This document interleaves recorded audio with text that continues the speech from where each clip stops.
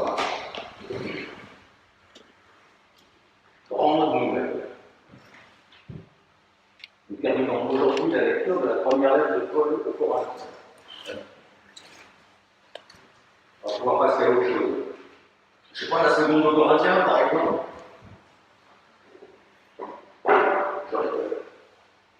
Quelques rappels pour boucler la boucle. Donc l'apôtre Paul est le fondateur de cette jeune communauté chrétienne dans la ville trépidante de Corinthe. Il écrit cette lettre, d'ailleurs, je n'ai pas fait allusion, mais peut-être que c'est plusieurs lettres qui ont été compilées en une seule, on ne sait pas trop, mais vraisemblablement quand même une seule lettre d'un seul jet, même si elle est un peu disparate. Il écrit cette lettre dans le courant des années 50. On est donc une génération après la mort, la résurrection, l'ascension de Jésus. Une génération. Et l'évangile est de plus en plus annoncé, il est parti de Jérusalem, et puis il se répand de plus en plus vers l'ouest, vers l'ouest. Et Corinthe, vous voyez, c'est à peu près à mi-chemin entre Jérusalem et Rome. L'évangile progresse le long des réseaux de synagogues. Paul se rendait souvent, il enjoignait ses collaborateurs de se rendre, ça provoquait bien des polémiques. Et puis l'évangile se diffuse aussi à travers des réseaux gréco-romains, dans les milieux gréco-romains. Tout ça grâce au porte-parole itinérant de cette bonne nouvelle, dont Paul est le plus connu, mais pas le seul. Grâce donc à ses déplacements et à ses voyages, mais aussi l'évangile se diffuse à travers la correspondance de ces porte-paroles itinérants, et en particulier la correspondance de Paul, puisqu'il est le premier auteur chrétien connu. Il a une méthode très efficace, Paul, très au point. Il circule de ville en ville, il reste un certain temps, il circule comme ça de ville en ville, et il est le plus souvent accompagné, pas toujours, mais le plus souvent accompagné, il reste quelque temps, il laisse sur place des collaborateurs et il s'en va ailleurs. Et puis, il revient, ou il écrit à cette ville où il a été, ou les deux. Et comme ça, il utilise plusieurs modes de présence qui se relayent et se nourrissent. Et si Paul prend donc la plume pour s'adresser aux chrétiens de Corinthe, c'est parce qu'il a reçu par plusieurs canaux des nouvelles alarmantes. Il y a des conflits internes qui minent la communauté. Et la source de ces conflits, ça semble être une compétition croissante entre des personnes qui se voient elles-mêmes comme des sortes de champions ou d'athlètes de la foi. Et il y a une espèce de rivalité donc, qui monte jusqu'à l'aberration entre ces soi-disant virtuoses de la foi. C'est à qui en prend le plus en matière de théologie, en matière de prière, en matière d'ascèse, en matière de phénomènes miraculeux. Vous savez, Corinthe est connu dans tout l'Empire romain comme la ville de tous les excès, et bien, la communauté chrétienne de Corinthe n'y échappe pas dans son domaine. Donc ce ne sont pas tant des conflits eux-mêmes qui minent la communauté que, plus profondément, cette espèce de logique idéologique qui en est à la source, cette tendance à sans cesse se mesurer aux autres. Donc à être très soucieux de ses performances, à prendre sa température spirituelle, est-ce que je suis assez chaud, à se regarder le nombril croyant, à se jauger, se juger dans un miroir religieux, miroir, dis-moi qui est le plus croyant de la communauté. En fait, c'est le contraire de l'évangile. Et c'est ça qui inquiète Paul. Alors très vite, Paul, au début de cette lettre, il prend le contre-pied des Corinthiens. Lui qui est le père fondateur contesté par certains probablement, mais aussi admiré, peut-être même un peu craint, et en tout cas respecté, il leur dit, c'est presque au tout début, ceci: pour ma part, frère, quand je suis venu chez vous, ce n'est pas avec une supériorité de langage et de sagesse que je suis venu vous annoncer le mystère de Dieu, car j'ai jugé bon parmi vous de ne rien savoir d'autre que Jésus-Christ crucifié. Moi-même, j'étais chez vous dans un état de faiblesse, de crainte, de grand tremblement. Vous voyez, par rapport à ces virtuoses et ces athlètes, Paul revendique non pas une supériorité, une grande faiblesse. Et à travers toute la lettre, on retrouve ce grand renversement qui a sa source vive, on en a parlé dans la parole de la croix, comme dit Paul. À la croix, Dieu ne pouvait pas être présent, pas possible. Parce que c'est non seulement un supplice, une potence, mais une humiliation aux yeux des Grecs et des Romains, et une malédiction aux yeux des Juifs. Dieu ne pouvait pas être présent. Or, c'est justement là que Dieu se fait connaître en vérité. Pour rappeler ce que je viens de dire, pour vous annoncer le mystère de Dieu, donc ce qui concerne le cœur de Dieu, j'ai jugé mon parmi vous de ne rien savoir d'autre que Jésus-Christ crucifié. À la croix, tout ce que nous mettons sous le mot Dieu est balayé, renversé. Et ce Dieu renversé est donc renversant pour nos conceptions, nos théologies, nos logiques, nos valeurs, notre vie. Dieu renversé. Dieu renversant. Et ce double renversement, c'est le ressort d'une vie en plénitude grâce à lui. C'est pourquoi, au début, Paul parle de la croix, de sa lettre, et à la fin, cette espèce d'immense chapitre sur la résurrection, ou plutôt pour reprendre les mots de Paul, ce chapitre il parle du réveil de Jésus-Christ d'entre les morts, de dimanche de Pâques, et de notre propre relèvement d'entre les morts à venir. C'est déjà fait pour Jésus, c'est en marche pour nous. La vie vient mettre fin à la mort, et non pas l'enfer. La vie vient renverser la mort. Et donc, entre ces deux parties initiales sur la croix et finales sur la résurrection, Paul revient dans deux grands ensembles sur les questions qui lui sont posées, des questions assez concrètes, des problèmes qui lui sont rapportés, et qu'il cherche donc justement à mettre en tension avec ce début et cette fin, à éclairer par ce renversement de la croix. Donc, dans la première de ces deux parties centrales, il est question, on en a parlé, de conjugalité, de procédure judiciaire, de sexualité, de vie sociale et alimentaire, toutes ces questions quotidiennes qui se posent.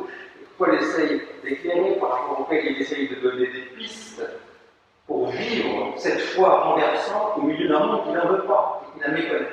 Comment être saint dans un monde qui ne l'est pas?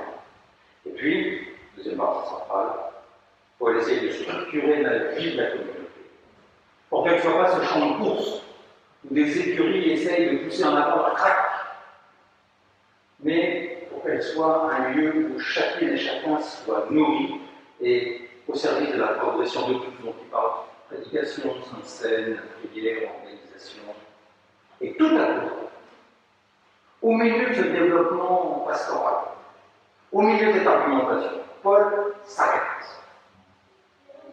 Et il s'arrête pour ouvrir une fenêtre, pour ouvrir une immense fenêtre, comme s'il était lassé de la petitesse de ceux qui se croient grands dans la foi, la prière, les charismes, la théologie.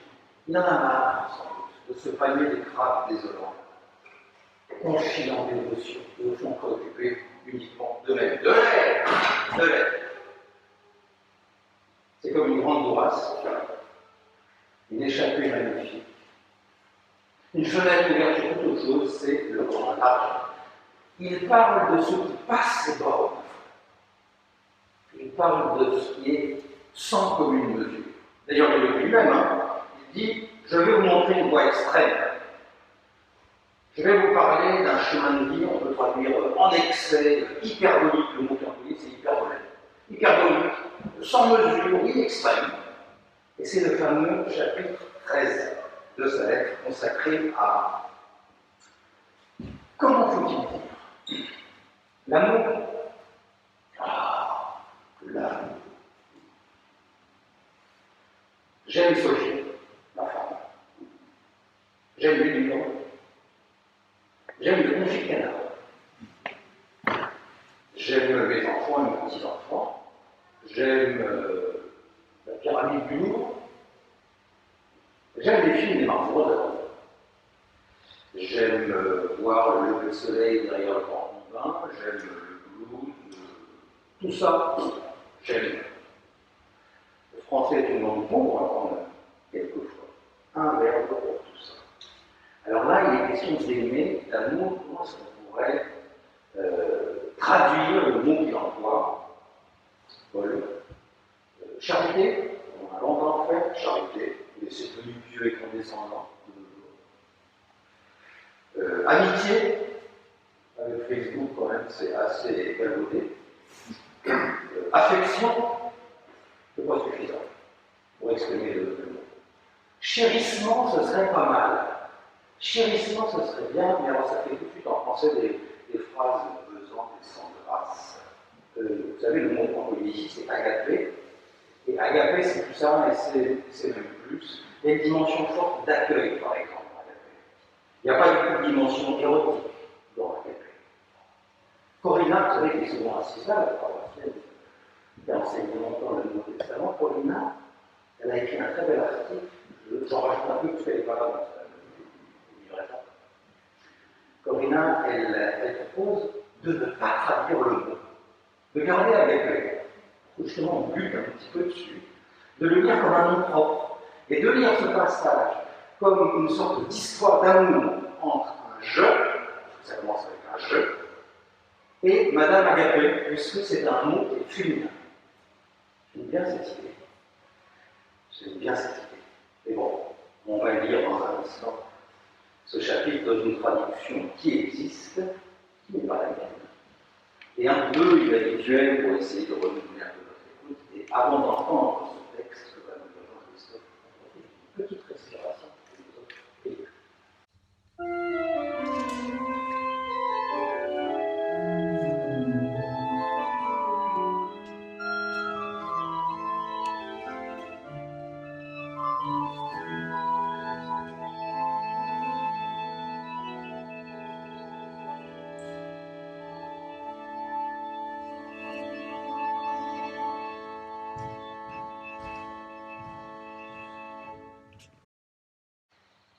De plus, je vous montre une voie extrême. Je peux bien parler les langues des hommes, celles des anges, mais sans l'amour, je ne suis plus que l'écho du bronze, l'éclat d'une cymbale. Je peux être prophète, avoir l'intelligence de tous les mystères, tout connaître.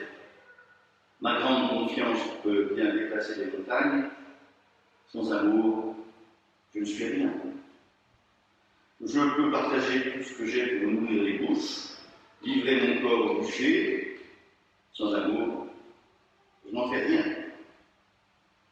L'amour est patience. L'amour est bienveillance. L'amour n'est pas jalousie. Il ne se vante pas, ne se gonfle pas d'importance, ne blesse pas, ne cherche pas son intérêt, ne tient aucun compte du mal. Sa joie n'est pas de justice. Sa joie, c'est la vérité. Il couvre tout. Il fait toute confiance. Il espère tout. Il supporte tout. L'amour ne tombe jamais. Les prophéties seront désactivées. Les langues finiront. La connaissance sera désactivée. Notre connaissance est relative.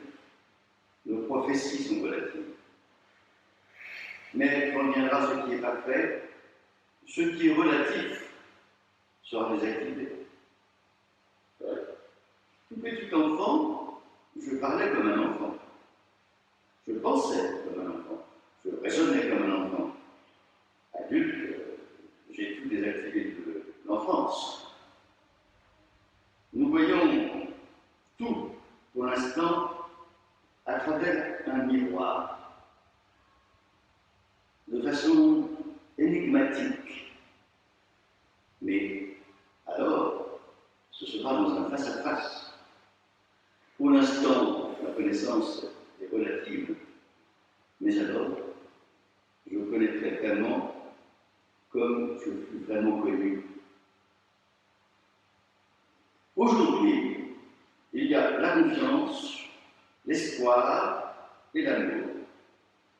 Ils sont trois. Mais de ces trois, le plus grand, c'est l'amour.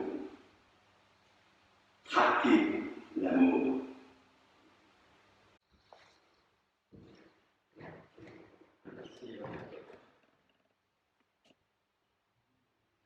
Je voudrais vous proposer seulement quelques remarques de lecture, quelques réflexions assez brèves pour terminer notre lecture. Il y a des papiers dans les recueils de chansons, vous pouvez suivre les yeux en même temps que des oreilles. D'abord, pour se repérer simplement un petit peu, ce qu'on appelle parfois donc l'hymne à l'amour, au passage on appelle pas l'hymne à l'amour, parce que son écriture a une dimension poétique à certains moments. Il est composé de trois parties. La première partie, ce sont les versets 1 à 3, c'est-à-dire les trois premières phrases dont le sujet est je peux bien parler, je peux être prophète. Je rappelle qu'être prophète, c'est pas pour dire l'avenir, je peux parler, tout le monde veut parler de la part de Dieu, je peux bien partager, je peux partager, etc. Et donc ce je, on entend bien, c'est pas seulement le jeu de Paul, c'est aussi un jeu qui s'offre à tous les lecteurs. Je peux bien parler toutes les langues, mais toi aussi tu peux dire je peux bien parler toutes les langues, nous pouvons les uns et les autres utiliser ce jeu. C'est un jeu qui incorpore, qui entraîne chacun et chacun de ceux qui lisent ou qui entendent ce texte. Mais évidemment, ces trois phrases, comme le reste de l'épître, elles s'adressent non seulement à tout un chacun, mais d'abord à ces athlètes, ces champions, ces virtuoses de la foi qui sont en rivalité permanente au sein de la communauté de Corinthe. D'ailleurs, il va parler de notre dire, je peux bien parler des langues des hommes, celles des anges, je peux bien être prophète, avoir l'intelligence de tous les mystères, tout connaître, avoir les joies à déplacer les montagnes. Je peux bien partager tout ce que j'ai et me sacrifier avec des chronos dans la voie. Mais mon pauvre gars fait tout ça, c'est du vent. C'est du vent. Ça sonne creux, c'est une baudruche, c'est du moins de rien, sans amour, c'est vain. Ça s'évapore, c'est nul. Ta très haute spiritualité, ta splendide théologie, ton magnifique dévouement, c'est du pipeau. Pardon, c'est du bronze qui disparaît. En plus, tout ça, c'est hypothétique, les verbes sont subjonctifs. Hein, c'est, oui, tu peux toujours rêver, tu peux toujours dire pas, tu peux faire des hypothèses, je parlerai plus longtemps. L'Ecclésiaste serait là, il soupirerait. Futilité, vanité, poursuite du vent. Cette première partie, vous voyez, elle parle de je et elle invite à l'introspection lucide. Elle invite à peser ce qu'on croit, savoir, pouvoir, revoir, à le peser au trébuchet de l'amour.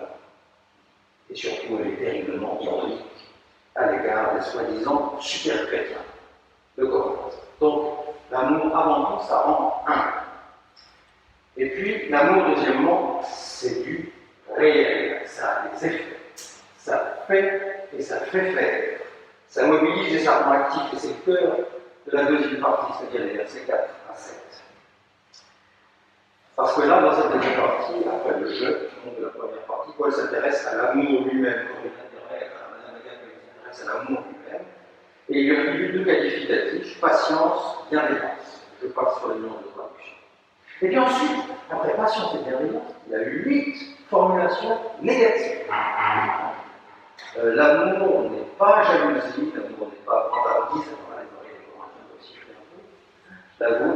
l'amour n'est pas enflure, voilà, il siffle de plus en plus, il ne blesse, il ne cherche son propre intérêt, il va vraiment mal, il ne tient pas compte du mal, il n'est pas injuste.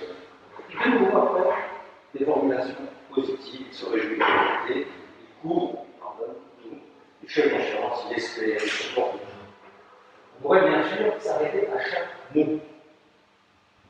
On pourrait s'arrêter à chaque mot, et d'ailleurs, un jour où vous n'avez pas beaucoup de choses à faire, c'est un joli exercice spirituel.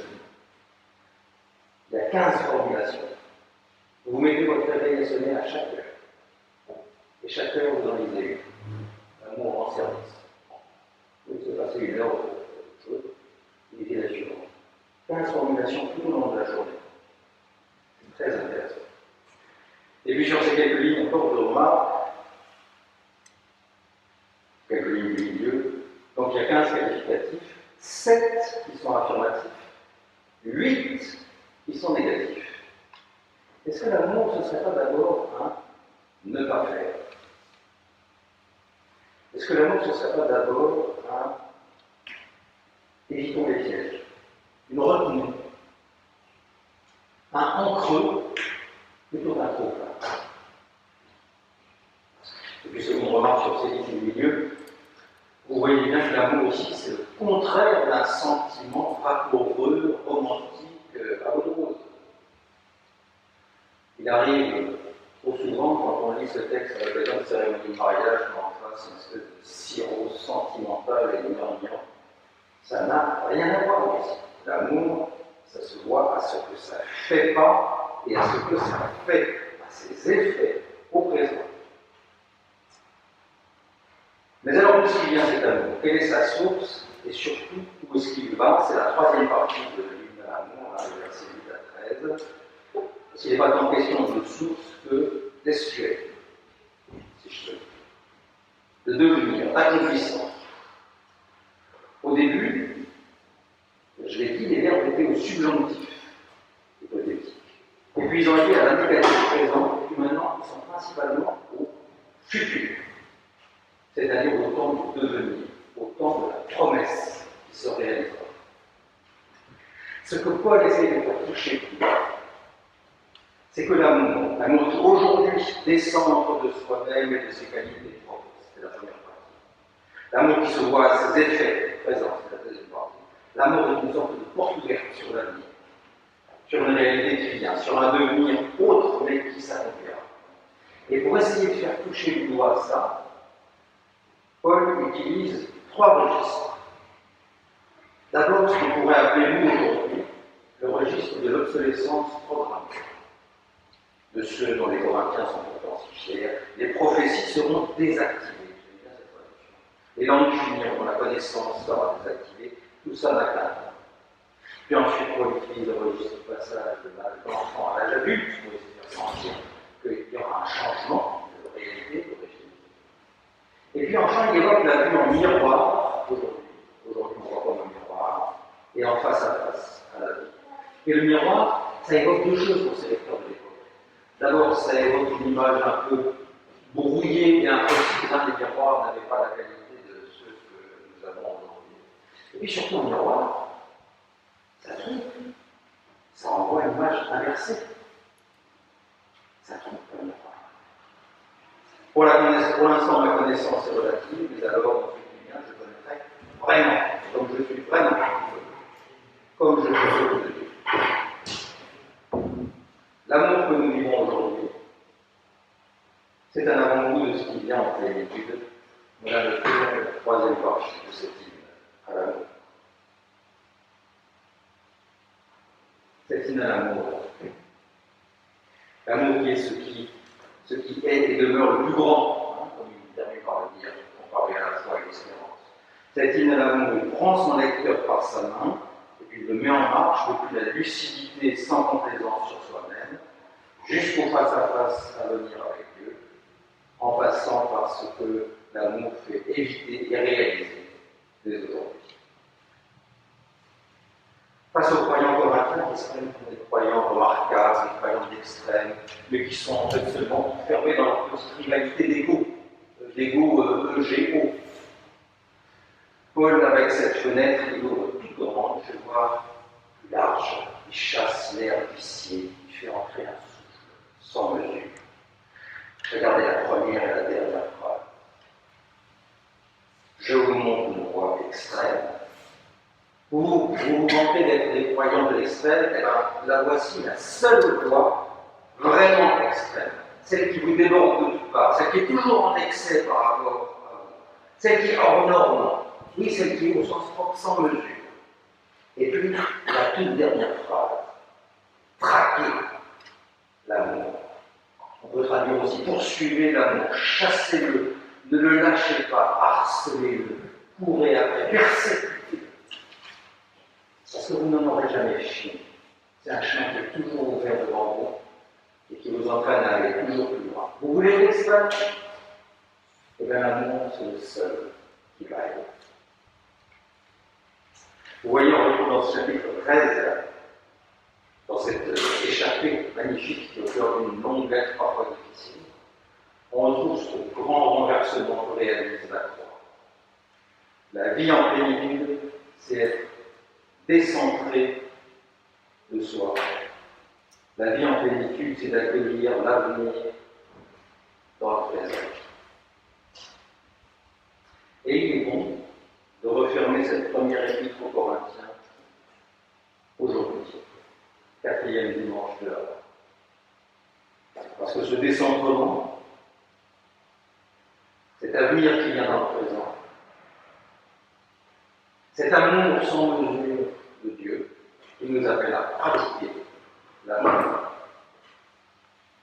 c'est exactement ce que, durant ce temps de l'Avent qui s'achève, nous nous préparons à accueillir et à faire.